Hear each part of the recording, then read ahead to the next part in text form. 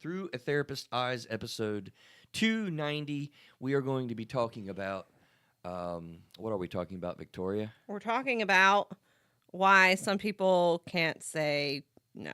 Or struggle to Or do so, because struggle we to could say all say no. that favorite word No. of no. Yeah, we're going to talk about live, YouTube Live,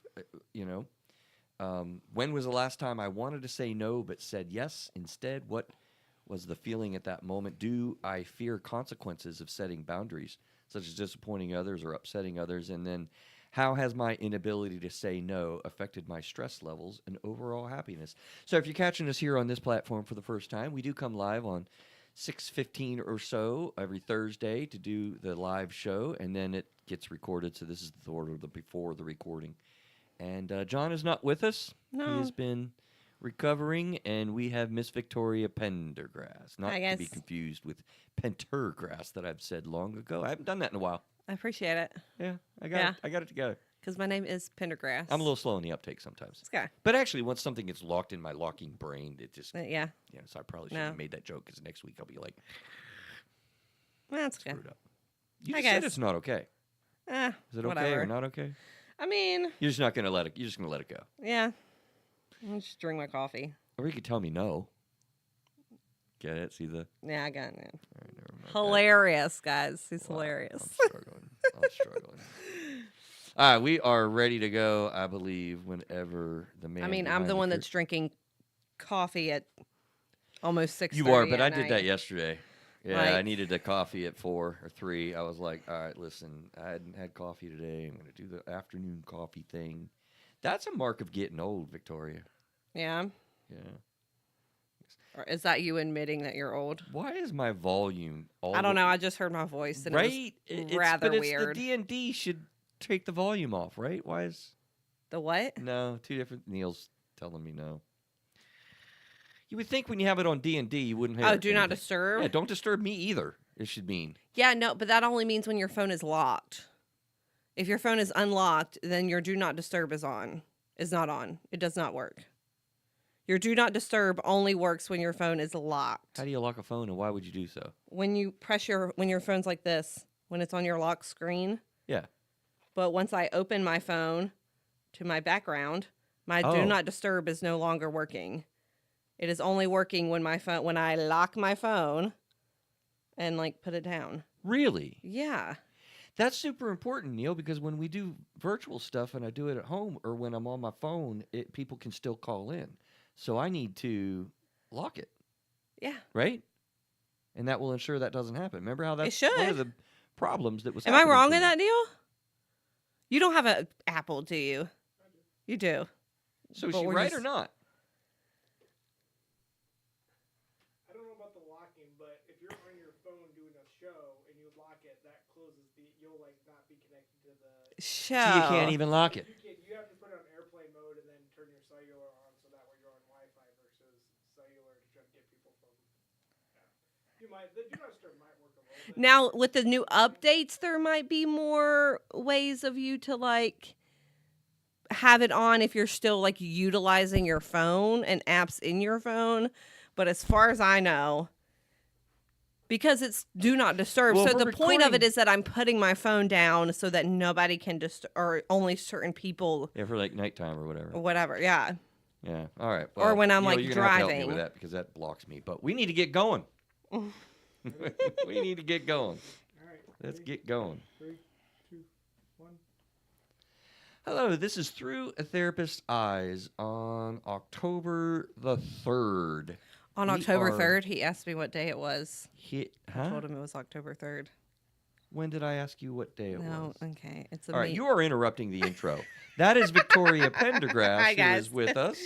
And this is Through a Therapist's Eyes, where you get insights from a panel of therapists in your car or personal time at home, but not being the delivery of therapy services in any way. We're going to be talking about the word no a lot today because the topic of episode 290 is why can't some people just say no? And it's actually a client question. So Is it? It is. Love it. It is. I just decided, I was thinking about it Wednesday when I do show prep yesterday, and I'm just going to ask my person, and she came up with it. I'm like, You know Really? what? That's banging. Yeah. So thank you for that. We're going to be talking about that. The 3 questions that we want to ponder while we're going through the show today is, when was the last time that you wanted to say no, but said yes instead? And what were you feeling at that moment? Secondly, do I fear the consequences of setting boundaries, such as disappointing or upsetting others? And then, how has my inability to say no affected my stress levels and overall happiness? Now, before you tell me through the microphones that you have no problem with this, I'm going to submit to you that it's a pretty universal thing. Yeah. Fair? Yeah. Fair. I mean, something I would probably say I struggle with as well. Well, I think that we all do on some level, because we don't want to have the blowback, the conflict, the upset, the disappoint, the frustration. Having to all explain ourselves discussion, or blah, blah, blah. Right. Yeah. So I just like, yes, we'll just say yes. It's a common strategy, but that can get really out of whack. Yeah. Okay, so subscribe, click. Your job, if you like our content, to help us out really is Since important. John is not here, You're I gonna will tell. cover for him, and I will say that if you're going to give us 5 stars. If you're not going to give us 5 stars, then just don't rate us. Like, just go do that somewhere else. You know what? You even had the John pause after that. That was pretty well done. Yeah? Yeah, that was Thanks. pretty well done. Yeah, 5 stars. Contact at 3therapisteyes.com is the way you email us, and we will respond and check this all out with you. Apple, iTunes let you write reviews. It really helps us. Please, we want to grow. Well, and this also I think it's fun for us to read how other people sure. feelings that they get Because from this read is it- the from human emotional. reading our podcast, from hearing our podcast. It Good would be Lord. It's because this is the human emotional experience, which we do endeavor to figure out together. Let's launch. Okay. Current events, though, first. Okay. Boy, we've got a lot going on in the world Oh yeah. still, and This is a little close to home. it A little rails very personal. in my brain a little bit that we speak about mental health, at least in our culture here in the States, maybe not around the world, but I suspect it's very similar around the world because of all the stigmas and stereotypes that we have about mental health and people that struggle with mental health and substance abuse. And, we have a mass shooting. We just love to talk about all the maniacs and crazy people that we have a mental health crisis. Right. You and I know that mental health patients are not dangerous. They're very rarely, engaged in even criminal activity. Maybe not substance abuse, but, with mental We literally, health. and we just Right? talked about this same thing. Yeah. So where is all the discussion about the mental health realities with all of these people that these are going through this horrible, horrible flooding, devastation, death? So all of my clients are talking about it. All of my people are affected in many ways. We have families that live in the mountains, and some of the stories that I heard will just tear your heart out. It's so horrible. So I'll step in and just clarify for those of you who may not know. We are based in North Carolina, and this past weekend, look, I might cry. It might be hard to talk about this, but that's okay. This past weekend, Hurricane Helene hit Western North Carolina and absolutely devastated. Like, I mean, we are talking like entire towns have now been washed away and literally do not exist anymore. Or like Chimney Rock is now in Lake Lure, which is a neighbor, like a lake that's part of the town. Like there is no more Chimney Rock. Like it does not exist anymore because it's been wiped away. And I think, and it's not just the big cities like Asheville and Boone and Black Mountain, but like a lot of smaller towns have also All of them. like bridges gone, roads complete. Like I saw a video the other day that a GPS was telling this guy to turn left, and he was like, I can't turn left because there is no road there anymore because it's been washed away. Yeah. And so many people are secluded. So many people are still missing. People don't have homes. Death toll's people gonna be 1,000 or more. And it's hitting very, I mean, surrounding places in Tennessee and in South Carolina have also been, and in like some parts of Virginia have also been hit very badly. But Western North Carolina, has been extremely impacted, and I don't know if the mental health aspect of it has been brought up. Now, I along with you have talked about it with basically every client I've had this week. I've maybe had one or two where it didn't come up. People have literally watched people be washed away from their home. Like, there's story after story that people are starting to share about, the devastation and the grief. It's not even grief yet, because it's just people are looking for airdrops to survive. They cannot leave their homes, like, at all. It would be a many days long hike to simply be able to see another human being. Yeah. That's the level of rural. That's the level of. It's just bad. Look, we need to step in. This is one of the times when really around the world, if you are thinking like. The Western Mountain region needs our help. They need to know that they're not alone. Somebody was telling me that their aunt was living there, and they were able to get on the phone, finally, 3 days later, and they said, look, we just need to have a conversation with some human being that can tell us that the world is still out there. Like, they are alone. Yeah. It's devastating. And so, I want the mental health components of trauma and isolation and devastation and basic survival needs. We're on suddenly Maslow's bottom level of needs in a very, very real way, and it's not had. Yeah. So the good thing, though, is the people of Appalachia, which is that area, the Appalachian Mountains, the people part of of the area. I got to say, Sorry. West Virginia has Appalachian culture But also. part of that is people. Sorry if I'm yelling. Okay, people are very resourceful who live up in the mountains, because a lot of the times, like Chris said, like, they're very secluded. Like, there are people that move to the mountains so that they can unplug, so that they don't have to be in big cities and with the main part of civilization. And so, like, it's I don't even, like, it's a lot. And I think that they are very resourceful, and so they do have that thing going for them, is that was very community driven. And I do think that in these times, like, that's who we have to lean on, is the community and the support, because we literally, like, your house could have been washed. Like, people don't even have a place to, like, shelter. Right.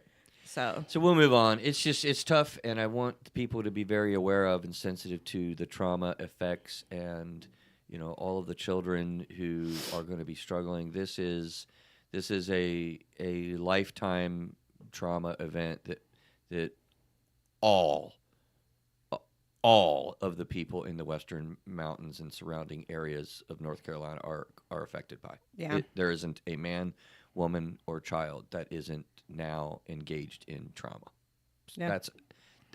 That's millions of people. It's millions of people. I mean, I don't know the population we size don't know of the exact Asheville, numbers, but it's huge.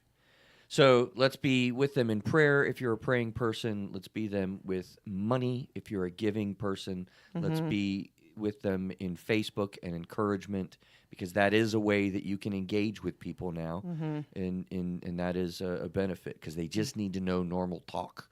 They need to know people are there. They need to know that people see them, because they feel isolated, alone, invisible, and in pain, and it's a terrible, terrible way to be.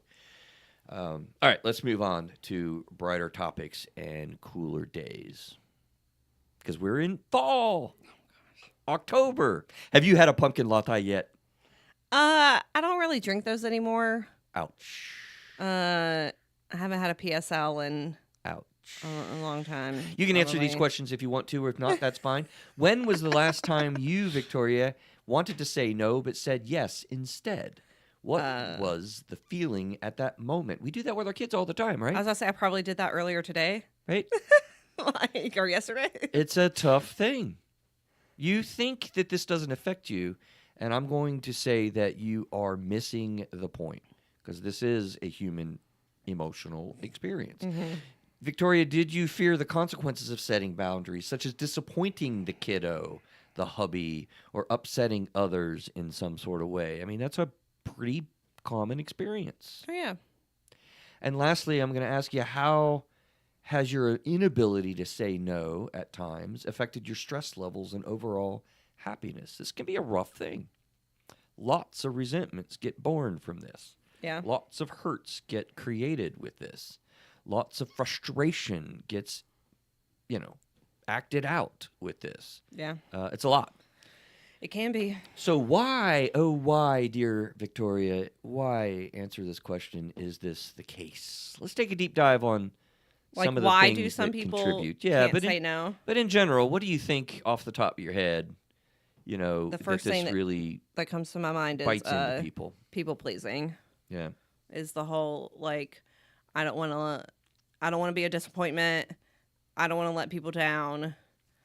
So therefore, I need to say yes. I need to, like, do whatever it is, they're asking of me, Yeah. whether it's reasonable or not. Dang it, I forget the phrase. That's the way my brain works. No does what, Neil, to yes? I didn't say it out loud in here, did I? Yes, I did. Come on, help me retrieve it. No supports yes. No sustains yes. I mean, He's I shaking say his head no. no is a complete sentence. I know, you have your phrase. I say yes when you mean yes and say no when you mean no. But we have a colleague that expressed no. Dang it, what is it? Don't think about it. It'll come to you. All right, later on. We'll circle back around. I think this is a big psychological issue. The tale of two tapes. Genetic realities affect us a lot with mental health. The no is really what you've learned, what your culture has taught you, the permission that you receive in life through teaching. Some people don't learn how to do this, aren't told that it's okay. They haven't been given permission, and they have been told they're bad if they say no. I mean, there's a lot of messages that come at people. So this, to me, is a subconscious reality that you fall into. Yeah, I would definitely say that a lot of times it is learned behavior that we don't realize we're learning. Right, exactly. Until we end up in therapy at 30 or something. And years ago, we learned that that's implicit bias. Yes. We have an implicit nature here. We are picking up information from people. What happens when I say to you, Victoria, yes, I will get you coffee? Yay, it makes me smile. She smiles. She did it.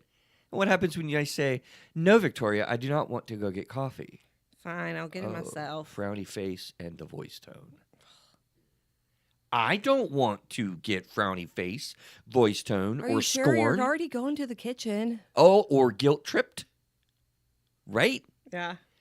Yeah, there's a lot there that goes into this. We are learning all the time, whether we realize it or not, because we have pleasure centers in our brain that fire off when people are happy with us. People pleasing. But there's a biological reality. You get oxytocin and endorphins when you're pleasing to other people, and they give you that wonderful smile and appreciation, and you receive adulation and gratitude. Ooh. Especially if that's like a love language for you. Oh boy, that's true. Go with that, because that's an area I didn't think about. Yeah, if your love language is words of affirmation, or like, they're like all acts of service. Or acts of service. That's what I mean. Then, then either having someone do things for you is going to help. Is going to like make you feel all goody goody inside, or what did I say? Or the opposite of other people doing things for you. What did I say first? You doing things for other people, or other people doing things for you? Both ways. All of it. Every which way. I'm getting tongue-tied. Yeah, but like both of those are gonna, depending on if that's like a big love language for you, then. So honestly, this phrase occurs to me, Victoria, listening to you.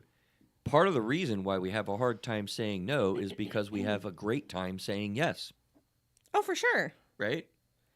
Which this is when should click in my brain, Neil, with no. I think it's also like the whole FOMO thing. You know what that is? Yeah, go ahead. Like, Fear of missing out. Fear of missing out is that if I say no, then I'll miss out on this fun opportunity with my friends, or I'll miss out on this great core memory or experience with whatever. And instead, I said no, and now I'm not a part of the group no more. yeah, now I'm experiencing it from I'll what's be been posted. ostracized. Yeah, what's posted on social media rather than getting like I'm the going to get a real reputation. life. Yeah. Yeah, there's a big community involved. We're not going to ask Victoria anymore because she always says no. Right? There is that. So we're view. not even going to ask her. We're not even going to like see if she wants to come do this thing with us because She's out. she always says no. So we're just going to assume that she'll continue to say no. And I don't want to miss out on that. So I'm going to say yes. So I'm going to say yes. Right. There's so many layers of this. I hope that you're listening. You, the listener here, are hearing our somewhat random but depthy psychological dynamics to demonstrate for you that hopefully you didn't tune out thinking, oh, that doesn't affect me, because I'm going to maintain that it absolutely does affect you. And you might not even be aware in a depthy way how and in how many ways. But let me do a switch over. Let me do the last segment first that I think will be kind of cool, right? Let's go crazy. How can this new ability to say yes when you mean yes and no when you mean no, but how can this new ability to say no absolutely help you? Okay? Better mental health, better relationships, based on a different respect of your time and energy and efforts, more time for self-care and self-interest and personal growth, increased self-esteem, confidence grows. You can then really actually enjoy helping people, because this is the next When time. you're more mindful about when you say yes. Yes.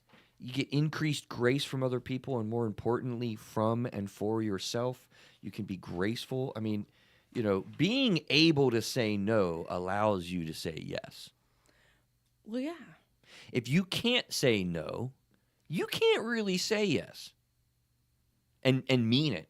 And be genuine with it. Because I was just going to say, if I know, like if I have to come to you and ask for a favor, and I know that you have a good sense on saying yes and when to say no, then I feel like I'm going to feel a little bit more special or appreciative when, okay, Chris agreed to do this for me. He doesn't agree to do this for a lot of people. Like, I'm going to feel a little bit more grateful and thankful and like, yeah, of like, okay, well, he's choosing to take the time out of his day to do this thing for me because I know that he wants to, because I know that he actually, I'm talking about you in the third person. But I'm fine.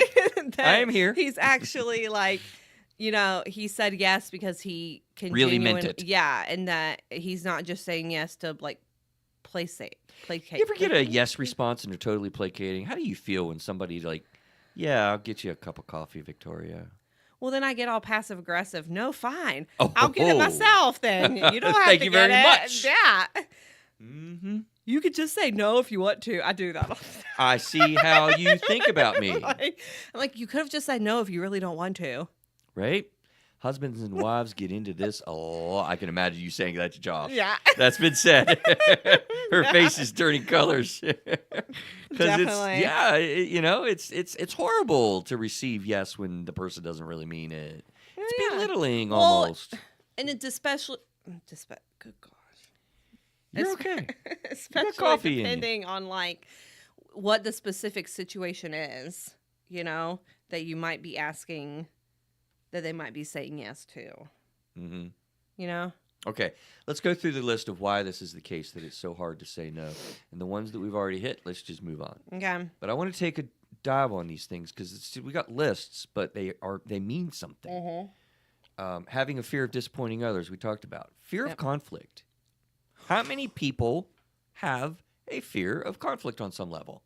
Okay. Her arms are in the air. Her head is back. Are we split eyes screen are- today? Or are we? Eyes are No, wide okay. open. Are we what?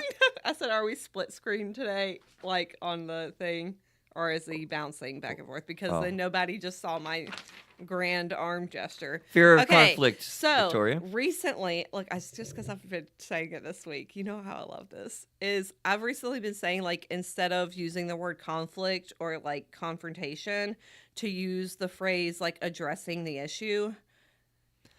Oh, I like that. I love that. That's a good. Because That's a I good talk reframe. about that, like, conflict and confrontation have such like negative connotations towards them. It's, like, we're like yelling, we're screaming, we're blaming, we're pointing our fingers, we're like guilt tripping, we're doing all these negative things. But to me, this might be more personally, but like the phrase addressing an issue says, like, okay, we're going to calmly as adults like sit down, we're going to talk about this, we're going to come to like an agreement, we're going to come to Instead of conflict resolution, we're doing issue resolving. addressing the issue. I've been doing this for Look, 25 years doing should I therapy. do like a whole Victoria, I really want to ask you a question. Can I ask you a question? Sure. Can I please use this? Sure, yeah. Thank you so much. As long as you credit me. Every time? Ah, the That's first going to be 1,000 times in the next year. I have to say, Victoria taught me that we're not doing conflict resolution. We are resolving an issue. Yeah. Yeah. Okay. Every time, though, I have to say that? No. Just maybe 10 times? Yeah. Maybe just the first couple times. First couple times? At least, For a week? pat my ego for a little bit. For a week. Really, seriously, that is Anyways, awesome. Yeah, like that is awesome. But I do agree that like the fear of the negative connotations of addressing an issue or conflict is like I can't say no because then they're going to ask me why I'm saying no, and then if they don't like why I'm saying no, they're going to yell at me or they're going to like start an argument and it's going to be a problem. And engulfment people would be so concerned if I say no. They're going to run me over. It's going to be a long conversation. Hell no. Abandonment people. If I say no, they're definitely out of the group. I'm not going to be liked. Yeah, these are powerful things. And I'm building this up. These are all layers. Like, it isn't like some of these things affect you listening. These all have elements. And so when you really get into this, why this was an awesome client question for us to process, because there are so many layers and angles that this really affects you because it's in you. If you think it's not, by the end of the show, you really need to be able to have the questions. When was the last time you wanted to say no but said yes? That happened probably this week for all of us in some mild way.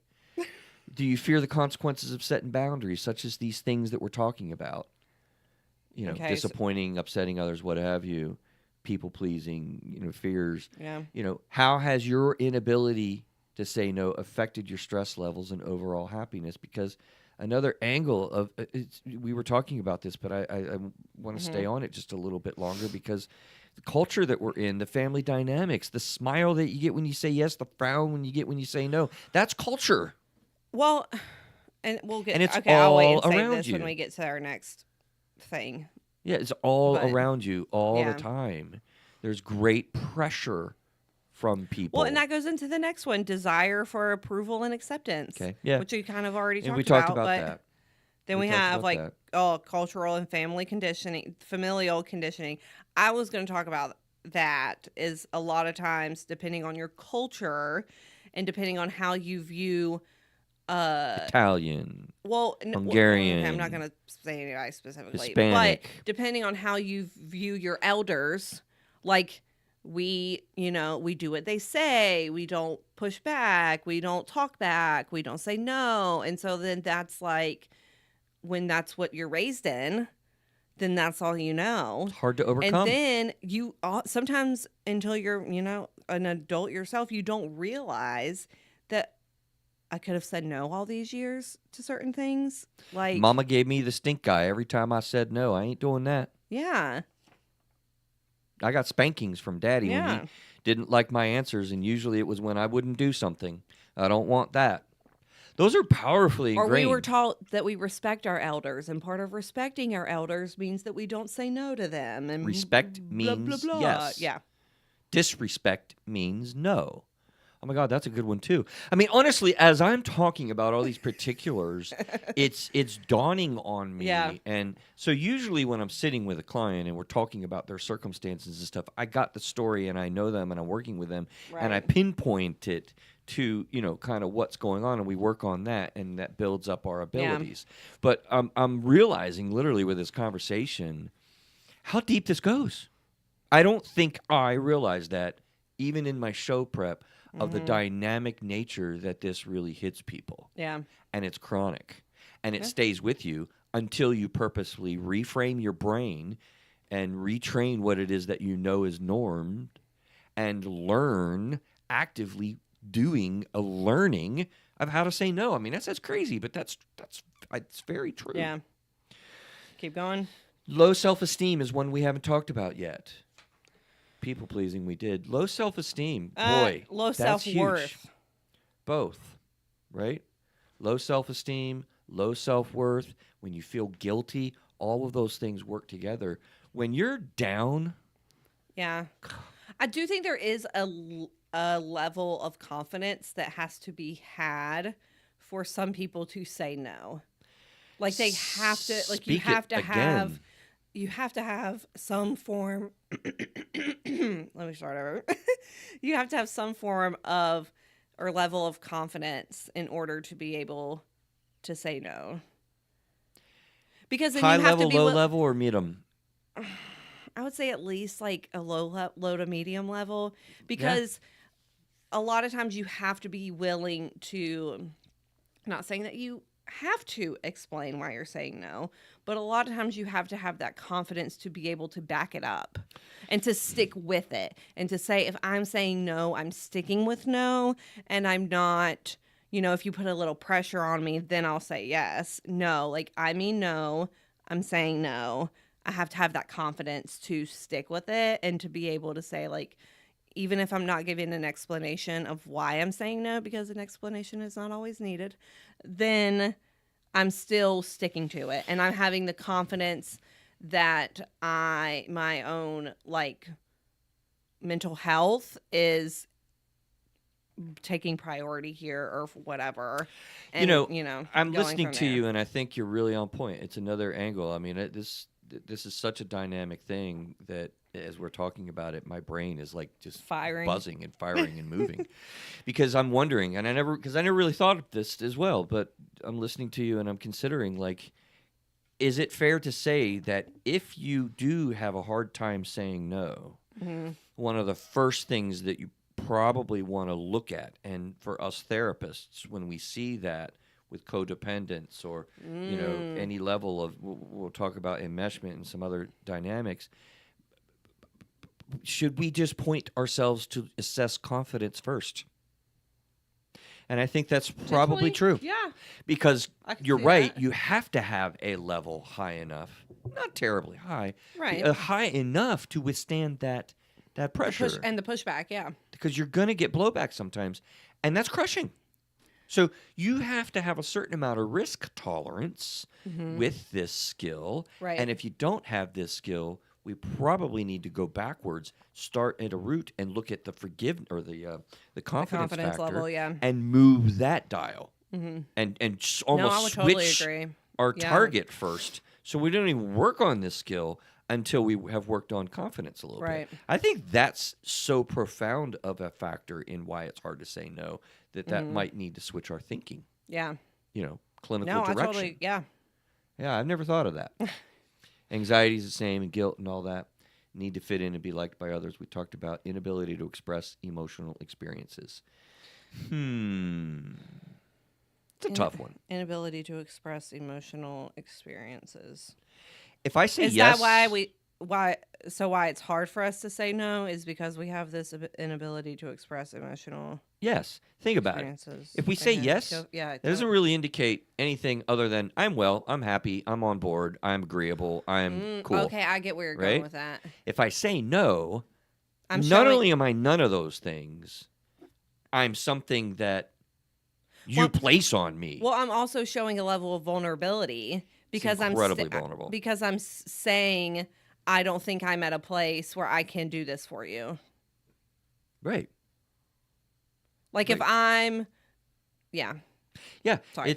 It's really daunting to be emotionally vulnerable. We all can agree to that. When you're taking a risk of upsetting people and all these other things that we're talking about, that vulnerability gets higher. When you're pleasing people and saying yes, Okay. Yeah, I wasn't really sure what vulnerability you meant is by low. that statement at first, but I get where you're going now. Guilt and resentments will completely crush your ability to stand grounded in your own 2 feet and hold to a boundary of no. Guilt and resentments destroy that. Mm-hmm. And so when you're feeling guilty about something, I was too hard on my kid for his grades. Daddy, can we get chocolate ice cream? Sure. Sure. For dinner? Yeah. You want Coke with it, and we'll have floats for dinner? Sure. Because like a I plan. feel like I screwed your day up. Right. So I want to do whatever it takes to make Mm-hmm. sure that you are well. Yeah. You're upbeat. But And that's codependent. I didn't create your destruction, huh? So then that goes back to codependence. Yeah, codependence is all over this episode. Purposely not going too far into it because Yeah. We'll we've just talked keep about going. that. Yeah. Inability to be emotional is huge, and those resentments and guilt. And a lot of those things sets up for the next thing that I listed on our brainstorm, which is feeling stuck and controlled. Like feeling like you have to say yes. If I'm in a space where you're going to give me a frowny face if I don't get you a cup of coffee, then I'm going to say yes, and I'm going to develop resentments, and I'm also going to feel like I'm controlled by you. It's a manipulative ploy that Victoria just did to me to go get coffee. Yeah. Now, that's arguably more of an engulfment stance position. There was this trend going around on TikTok that I saw where it was like, I mean, it was totally set, but where like the guy would leave his phone in the kitchen, and then the girl sitting next to each other on the couch would text him and say, "Hey, can you get me some water?" But he would have to get up because he heard his phone go off. And then when he would go to his phone in the kitchen, and then she would be like, "Oh yeah, while you're up, can you get me a bottle of water?" Yeah. Like purposely making him get up to like go to the kitchen, and then being like, "Oh yeah, can you grab me some like chips on your way?" Yeah. Now I can add on because, you know, it would just, right. Yeah. It's human behavior is so, you know, we could do a comedy show with it because human behavior kind of, it's predictable and it gets into this. So, you know, look, clinical terms, we mentioned codependency. I mean, we've talked about it on the show before. If you are in a space where you are happy when the other person is happy, and when you're sad when the other person is sad, or, you know, when the other person's not well, you're not well, you become what the other person is. So your goal is to make them well in order for you to be well. And that's just, we've talked about it's a huge, it's a loud element in this topic today. You can go back to our past podcast episodes Yeah, on codependency recently if we've you, done if that. you want to learn more. Enmeshment is an interesting term, though. Why don't you take enmeshment? Do you think about enmeshment much? I don't necessarily address it as much in my sessions, so you take this one. I'm passing the ball back to you.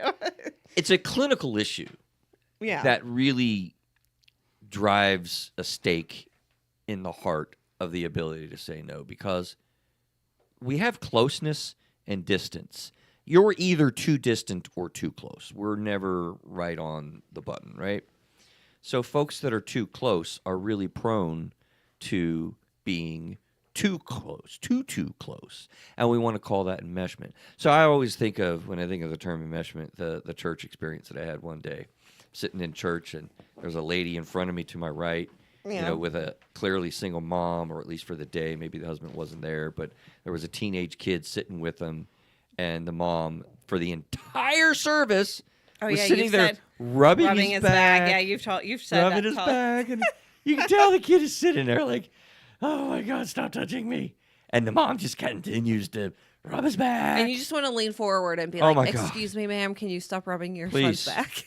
It's weird, Like, I'm uncomfortable watching it. right? I can tell that your kid is uncomfortable. It's too close. It's too close. There It's are no enmeshment. boundaries. So people get this way when my life is my wife. One of the title chapters in my book, which, by the way, coming out December, Through a Therapist's Eyes. Is that the whole, like, happy wife, Volume happy life, 2. all the whole thing? It is that phrase. I've said it Yeah. before. It's one of my favorite titles in my new book. You know, your wife, share your life with your wife, but your wife cannot be your life. If your wife is your life, or your husband is your life, it just doesn't rhyme as well and sound as cool, then it's a problem. Yeah. It's a problem. You're too close. It is possible to be too close. We call that enmeshment. So that's a clinical term, boundary development, and no longer referred to as what I have written, but rather we are resolving an issue, Yeah. right? Conflict Addressing resolution. issues. We're addressing issues. So what's the impact? You get burned out, guys. But You get stressed. specifically emotional burnt out. Not like, Fair. Go ahead.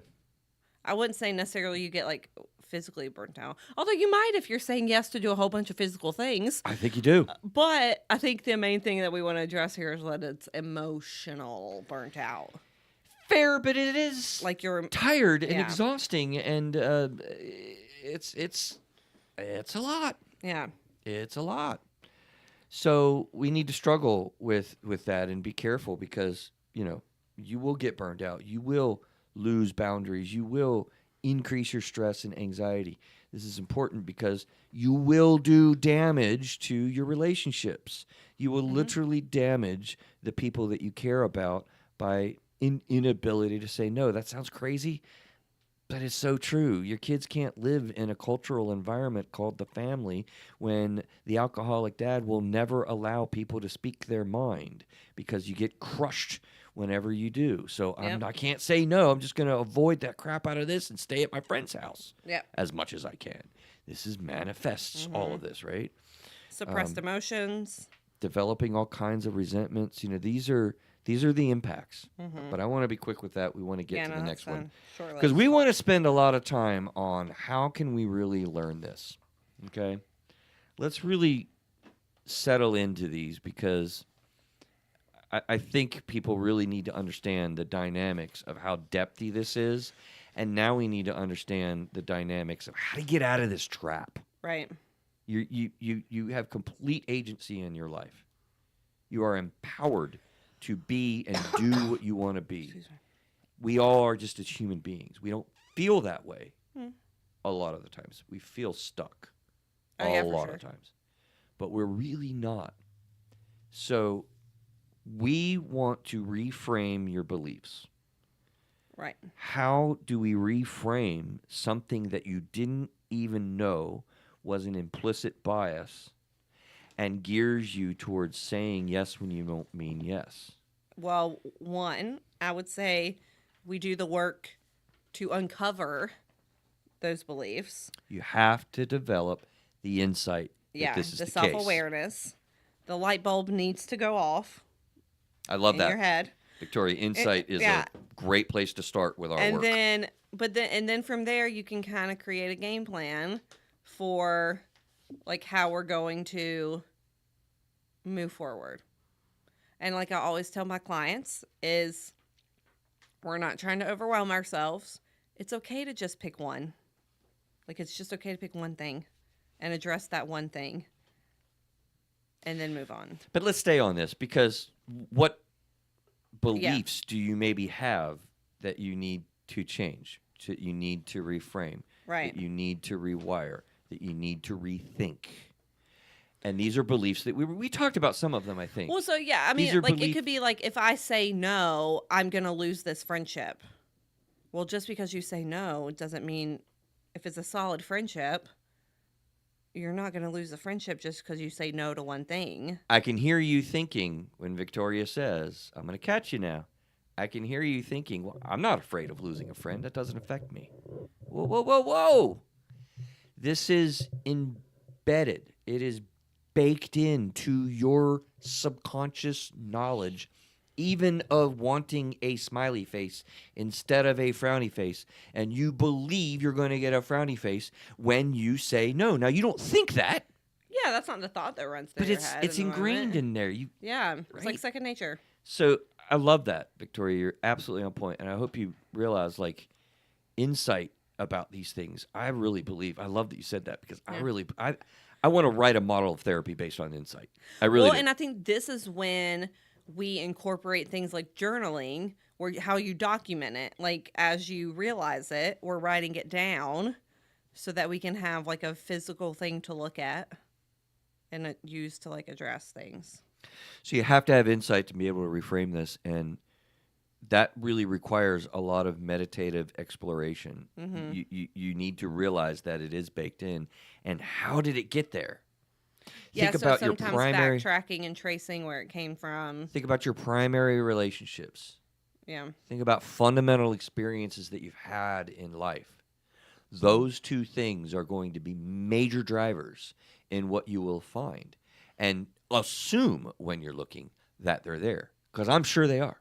I have no doubt about you listening. You have this. We want to root it out. Some have it a lot worse than others. There's obviously a continuum here. Yeah. Okay. Yeah, for sure. So setting boundaries, define limits, starting with a non-threatening situation, finding an excuse to say no. You get better at this by doing it.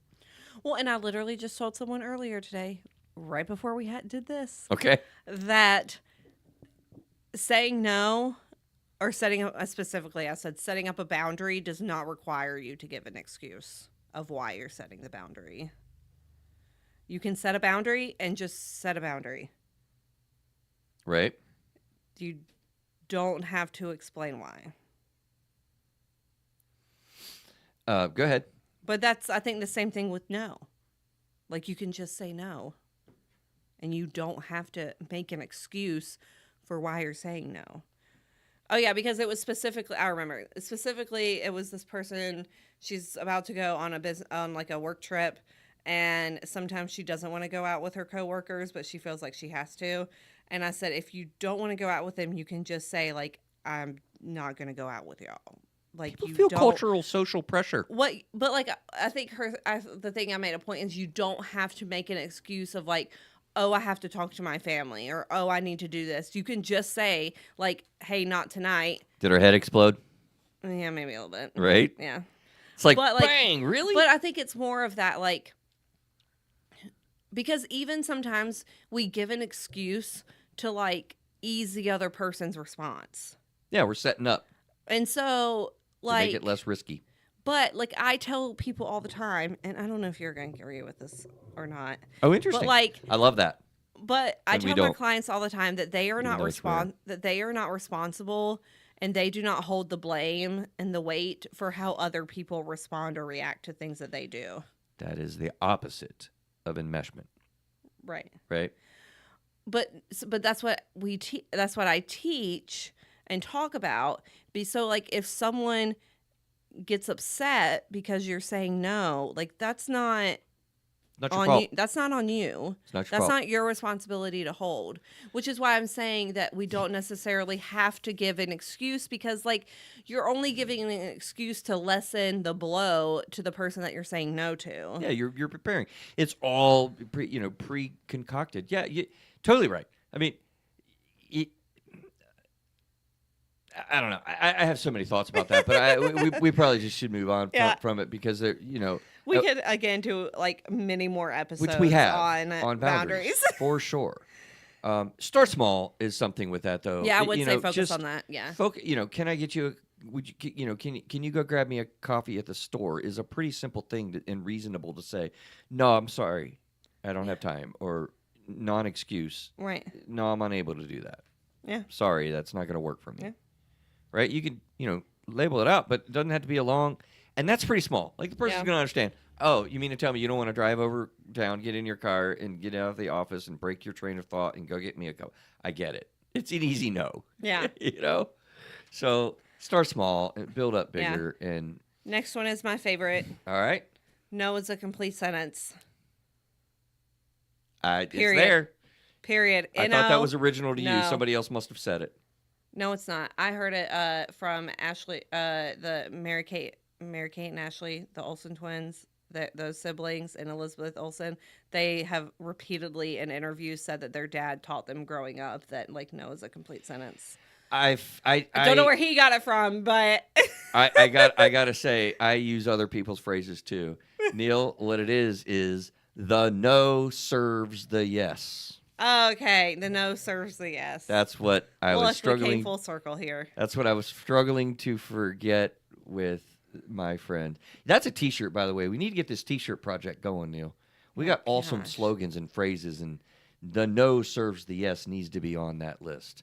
You got the list somewhere? Yes, he's going to put it on there.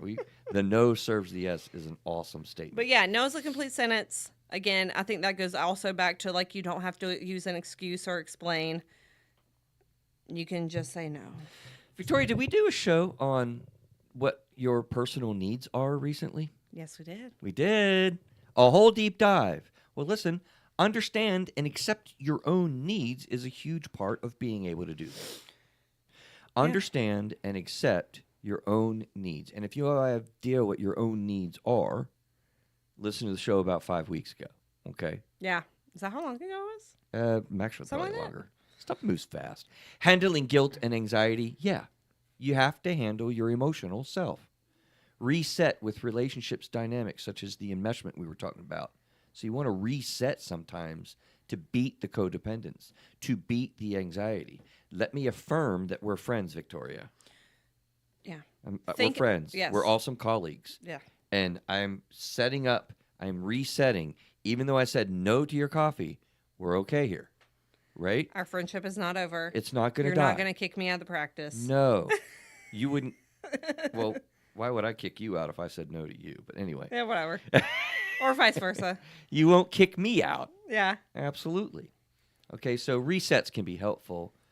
Saying no without an apology, that's your phrase? You know? No is a complete I sentence. don't really say that too much about the Well, apology, I'm saying but no I is would. a complete sentence, and that's don't need to apologize to set it up. Like you don't were have to talking say, "Oh, I'm so sorry, but I can't do that." about. This helps you get better at it. Yeah. Just say no. And that's not Nancy Reagan talking about drugs. Yeah. Now, that may date you a little bit. No, I know it. It But dates me a little bit. like, I also think. Crap, I forgot where I was going with that. Never mind. Just keep going. Offer alternatives when appropriate and you are able. I have no problem with that. It's not an excuse. Hey, I but can't it's do like, it right now, but you Here know, in an hour, I may be I'll able be to. running some errands a little bit later. I can stop and get you some milk while It's I'm an alternative. out and about. But I can't do it right now. It's fine. Yeah. But it's still a no. Yeah. An alternative, by the way, is not an alternative way to say yes. Correct. It's an alternative way to say no. No, I can't help you move, but I know you can rent a truck at Ryder. Right. Okay. So yeah. Right? Yeah. So helping somebody, even though you can't say yes, is a very, very reasonable thing to do. Mm-hmm. And it solidifies your ability to say, no, I don't want to. Well, and I think that goes back to having the confidence to stick Right. with, to put your have.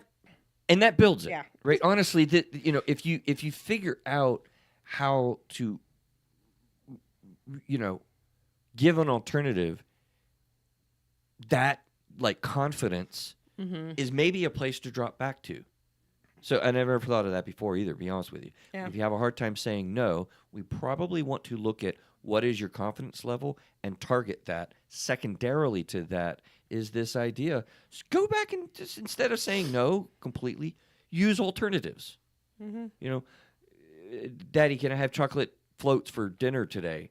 I feel guilty about having gotten on to him for his grades and made him cry yesterday, so I don't want to say yes. No, son, we can't do floats for dinner, but we can have maybe floats for dessert if we eat a healthy meal. It's an alternative. Yeah. But I'm still saying no to you. Yep. And if it's a good way to build the ability Oh yeah, for sure. at an earlier stage when you're not able to do this very well. So, all right, delay a response. So I told you there's so many good things here, and geez. If you struggle to say no, do you have to say anything right away?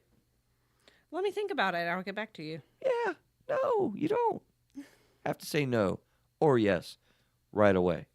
How many times do people say that to you, Victoria? What? Hey, let me think about yeah. it. Let me process this one. Let me get back to you. Why do we feel on the spot? Yeah. Nobody's put you on the spot, Especially our fear of engulfment people. right? They might need. This is a special one for them. Yeah. You're right. I think you're right. might need take a minute. Let me think about that. I'll get back to you. Actually, no, I got No. that wrong. I think we're opposite. Reverse. It's reverse. The The abandonment. abandonment people that want to deal with the problems now and externalize their feelings and emotions would really struggle with this idea that I don't have to say yes now or no now. I can wait. Engulfment people, they will take their time. They will create space and they'll Yeah. think about it. That's their natural space. So we're Yeah. So I we're meant reversed. more of a. Okay. Yeah. So delaying your response, is it okay? It's okay. Practice this. Right? Practice makes Practice this. progress. There was a weird training that I went to Mhm. on Gestalt therapy, Stop. and I was not happy with the instructor Yeah. during a very specific and particular moment. Okay. I didn't like it. He probably saw something in me. I'm sure he did, because I was very naive. I was very young. I was very green. I was in college, and, these things are hard. And all this is a Gestalt, very here and now activity where I'm standing with my little therapy partner that day, Mhm. and we're just supposed to say yes, yes, yes. And then they say yes, yes, yes, yes, yes. And then you do the no. And it was no, no. And you're making eye contact, and you're facing this person, and you're literally just practicing saying the word. Mhm. This joker comes up behind me, Victoria, and he jumps on my case. He's like, use energy. Speak up with it. Get into it. I wanted to turn around and tell him no. But what he was probably observing is I wasn't feeling comfortable with this, Yeah. Victoria. I really didn't feel right when I was doing that. Mhm. And it made me mad that he got on to me about it. But he was observing. I don't know what I was doing. I really don't know what he saw. Yeah. I didn't think anything of it at the time. But, I mean, I've looked back on that moment many times over like, do I have a problem saying no sometimes? Yeah. When I was naiver as a younger person, I would have told you, no, I don't have any problem with this. Well, Like you're saying in your car, like you're saying at home. Stop doing that. This does apply to you. Well, yes, Anyway. the same reason I tell people to practice their coping skills when they're not freaking out so that they're comfortable with it when they do freak out. They have more of a grasp on it. Be honest. I think you're going to say yes because we all say yes. What happens when we talk about sex? Do we giggle? Of course. No. Yes, we do.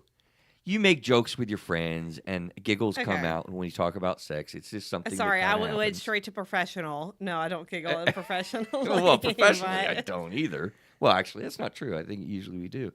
What I'm getting at is be aware of your emotions. Be aware of your body posture. Be aware of your nonverbals. When we speak about money, people, somebody talks about money in our office, and they get giggly when they do that.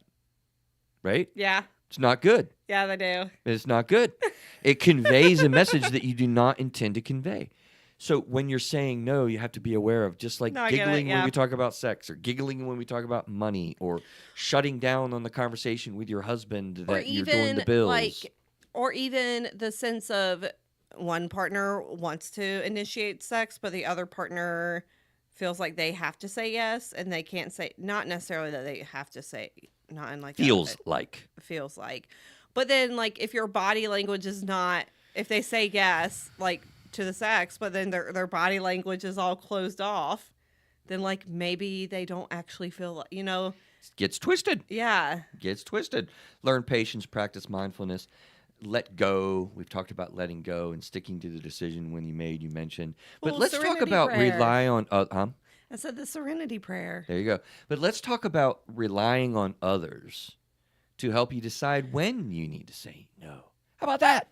Well, I mean, I think Do that people goes back think to about that? delaying your responses. Like, do you need to go seek Right. some guidance on, hey, I'm not sure if I should say yes or no to this thing, Right. or like, Neil asked me if it was okay if he moved into my house and lived with me for a little bit of time. You know what I told him? Let me think about that. And then I went home, and who do you think I talked to? yeah, And then I came back and told Neil, no, you're out. No, I just made that up. Neil didn't do that. But, right? I can't tell you no on the spot or yes on the spot. Oftentimes, too, hey, is it okay if I take your car for a month? Mine's going to be in the shop, and I want to drive the car around, and I'm insured. Sorry, I need to talk to my husband first to make sure we can do Right. that. Right. But you might just need advice from a friend or support from your person or something that that gives you the confidence. I got you, Victoria. You can say no. Right? I think it's reasonable. It's okay to donate this item. You haven't used it in 3 years, Victoria. You get encouragement. I need someone Right. else to tell me that it's okay that I can say no to this thing. Yes. So don't be alone. You hear us say that oftentimes, but don't be alone. Avoid excuses when when the people will make for asking. They don't. I don't matter. That's why you said no. I'm not important. I say no. I see it, and you don't really care about me. Look, don't buy into all that nonsense because that's exactly what that is. Is nonsense. Okay? Well, it's guilt tripping. No Guilt one else tripping. will help me. Will you please come help me? I'm sorry. Like that's that. I know this sounds So a little annoying. this witchy with a bee, but we say this thing now of like that's not my problem. That's a you problem. That's a phrase, right? That's a you problem. I mean, I'm sorry. Well, actually, don't do that. Don't say you're sorry. Unless you Sorry, mean not it. sorry. Unless that you phrase. mean it. But like that sounds like a you problem. That Neil's sounds- coming to us. Neil, But what you you remember got? the other day when you and I had to go pick up that workout thing the other day, and we were Yes, talking my to- elliptical. right, and we had that conversation with that one friend of yours that basically had the same issue. Someone was asking to borrow their truck, Oh, right. Yeah, we had a conversation. and they about were it. like, "I want to say no, but like, how do I say no?" It was very interesting. It's like, that becomes that's their friend's problem, right? You're so right. That That's was a what you great said example. that day, didn't Yeah. you? That's what you said. Yeah, that's an awesome point. We did. Neil and I had together. We were asked that question, and we processed it. What do you think? What do you think was said? I think they said no. Yes, they did. Because they had Right. very legitimate reasons for it, but yet she struggled Right. with, I don't want to tell this person no, but yet I don't want to say yes. Right It was a on. very interesting conversation. It was, wasn't it? I didn't thank you for that. I didn't put that together, but that was literally in real time, like not more than. I mean, we literally had a group process about that. Yeah. It was helpful, I think, for Neil and I to really affirm. Oh, absolutely, like, tell them to do something else, give an alternative. I think that was your idea, Neil. It's like, it is really hard to stand into the fire if that's the way you perceive being receiving requests to say no. You feel like you're in fire. You feel like you're in heat. You're in hot water. I am burning up here. Oh God, I don't want to do this. I can't just disappoint them. They're going to be mad at me. All that stuff. All that They stuff have no just one flows. else. They have, yes, it's all my fault now that they can't move their crap across town. No, it's not. But boy, if you don't have confidence, Victoria, you're dead in the Yeah. water. You can't even begin. Anticipate the feelings of guilt that you're likely to have, even a little bit. I feel guilty most every time I tell my kids no. I want to say yes every kind of time. No matter why I you're really saying do. no. I never really want to say no to something that they want or something that they're asking for. Yeah. I really don't. I mean, it's your kid. It's my kiddo, man. Buddy, you got whatever you want. I'll go to hell and high water to get whatever it is that you want and need, I definitely struggle with that. We got to get a handle on that because what's that kid going to believe the world's going to do if we teach them that? Bend to my will. Yeah. It won't work. It won't work. Yeah. It'll absolutely create so much frustration for them. So anticipate this guilt that you're likely to have happen, as well as your own disappointment, your own anxieties, your own frustration. And so when you feel anxious about this, there's something that happens where anxiety creates anxiety. And I call it the anxiety golden rule. Okay. And the way that I always look at this is elevators. If you're freaking out about going to elevators Okay. and you don't want to ride the elevator, you can immediately decrease your anxiety tremendously by taking the stairs, which is what people usually do. For sure. And I want to go with the flooding techniques. The golden rule is when you're anxious about the elevators, get your butt on the elevator. Push it. Force it. Play with yourself. Mend your feelings about it so that you can absolutely do what it is that you get anxious about. And then what happens to your long-term experience of anxiety? Right. It goes down, although immediately your anxiety will rise, though. That's something that you have to fight through. Mhm. So the golden rule applies here when it comes to worry and disappointment, frustration, and anxiety. Yep. Insane. Look, I could give Insane, another though. Grey's Anatomy example, but I'm not going to do it. Well, go ahead. Now you Okay. did it. Well, Now you did Okay, it. so Now you have it's to. really kind of morbid, but there's a shooting episode where a shooter comes into the hospital, and one of the characters, Alex, he gets shot while he's in an elevator. And after he he survives and he recovers. But for a long time after he recovers, he refuses to get on an elevator. So even when they're transporting patients to different floors, he will go down this up and down the stairs, and he's literally running himself ragged, like running up and down the stairs like 20 times a day instead of taking the elevator. Okay. So one of his mentors, Dr. Weber, takes him, and he's like, I can't remember his exact words, but he's like, we're going to ride this elevator up and down until you no longer feel anxious. There we go. And he literally like forces him to like ride the elevator again to where he no longer freaks out and no longer feels anxious after having this like traumatic experience. I in have an literally elevator. done this with clients, Victoria. Really? I literally have done Yeah. this with clients. Now, you came at this office. You never were at our old Yeah, I was office. never at your old Yeah, office. see, the old office that was Had the an cool elevator. office totally had an elevator, and we used this. Yeah. The person would come to the session and be like, "Oh, are we gonna have to ride the elevator today?" And you're like, heck yeah. I'm like, "Well, how do you Let's feel go." about that? Do you want to get better?" She's like, "Oh yeah, but," and I'm like, "Well, let's go." Yeah. I'm not forceful about it, but in all seriousness, Yeah, we're not like dragging people onto an elevator. you have to have a balance with it. But Yeah.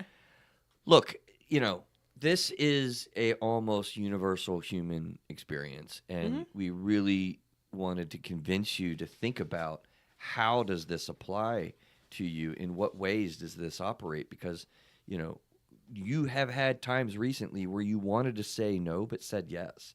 You also have had consequences of setting boundaries, such as disappointing people and upsetting others. Do you fear that? The answer is probably yes. How has your inability to say no affected your stress levels and overall happiness?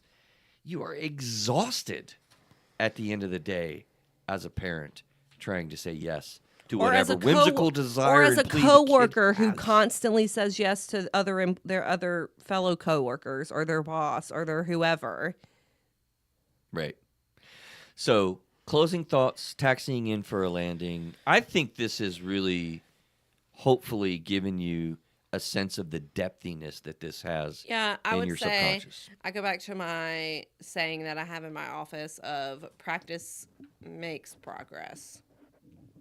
And I am going to end with the phrase that I now hopefully have committed into my memory, that the no serves the yes. Yeah. More Also, no specific, is a complete sentence. more I do stick with specific, that. more specifically to you listening, when you say no, you are serving your yes. Your yes means a lot more when you say no. You always say yes, like we were talking about before. So serve yourself. Have grace. Get patience. Grow confidence. Use others.